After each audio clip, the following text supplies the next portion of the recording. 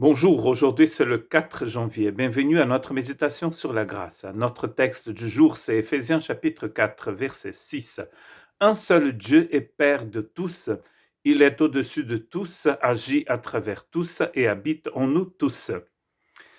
Nous sommes donc dans cette partie pratique de l'épître de Paul aux Éphésiens, où il parle du mystère du Christ, c'est-à-dire le peuple de Dieu, la nation sainte, la nouvelle création de Dieu, la nouvelle société de Dieu, que nous appelons l'Église. C'est un corps vivant, un temple vivant, qui est donc temple du Saint-Esprit. Dans ce texte 4, il nous parle de comment nous devons marcher maintenant que nous connaissons la vérité sur le mystère du Christ et sur Christ lui-même et sur son œuvre pour nous.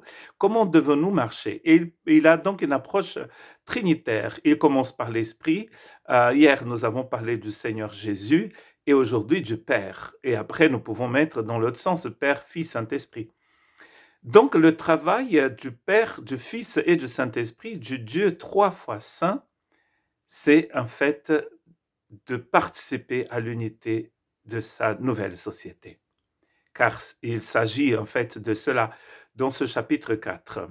Et ici, il dit que comme il a un seul Seigneur et un seul Esprit, il a aussi un seul Dieu, Dieu est Père de tous. De vous tous, ça devait être ici.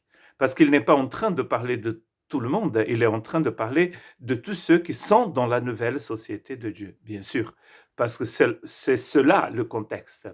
Il est au-dessus de tout, donc il n'y a aucun être comme lui, il n'a pas été créé, il est le créateur de toutes choses, il agit à travers tous dans la nouvelle société et il habite en tous. Donc cela veut dire que chaque pierre de ce temple vivant est habitée par le Dieu éternel.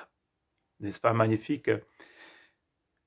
Regardons encore ces textes d'Éphésiens, la plupart, enfin quasiment tous, nous avons déjà lu, et qui nous parlent en fait de l'œuvre de ce Père d'amour qui est en tous et qui habite en tous et agit en tous. Éphésiens 1, 2, que la grâce et la paix vous soient données de la part de Dieu notre Père et du Seigneur Jésus-Christ. Donc c'est le Père et le Seigneur qui nous donnent cette grâce et cette paix. D'ailleurs, grâce et paix, c'est un résumé même de l'Évangile. La grâce, c'est la faveur imméritée de Dieu. C'est comme nous avons vu l'année dernière, c'est Dieu qui se penche vers nous pour nous bénir. Et la paix, c'est le résultat de cette action de Dieu. Et étant justifiés par la foi, nous avons la paix avec Dieu. Éphésiens 1, 17 et 18. Je prie que le Dieu de notre Seigneur Jésus-Christ, le Père de gloire, vous donne un esprit de sagesse et de révélation, qu'il vous fasse connaître à travers lui. En effet, nous avons les uns et les autres accès au Père du Père par un même esprit.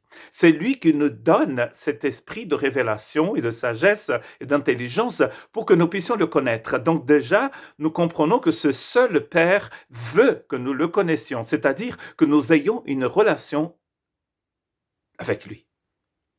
Que nous ne soyons pas seulement des serviteurs, mais que nous soyons des fils, des amis, que nous puissions vraiment le connaître comme l'a connu Abraham, Moïse, David, et surtout par cette révélation que nous avons par le Fils. Celui qui m'a vu a vu le Père.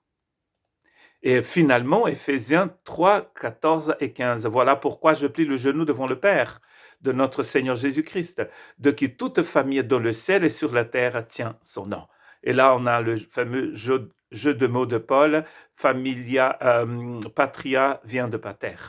La famille vient du Père. Tire son nom du Père, elle tire son identité du Père. Donc nous voyons ici un seul Père qui est au-dessus de tous, qui agit à travers tous et qui habite en tous. Et ce Père, c'est un Père d'amour qui a toujours voulu avoir une relation avec nous. Nous avons parfois une fausse idée d'un Père fouettard, mais Dieu, de Genèse à Apocalypse, c'est un Père d'amour. Mais c'est un Père d'amour juste et saint et qui ne tolère pas le mal. Dieu ne peut pas habiter avec le mal. Et le mal sera toujours jugé dans l'économie divine. Que Dieu vous bénisse.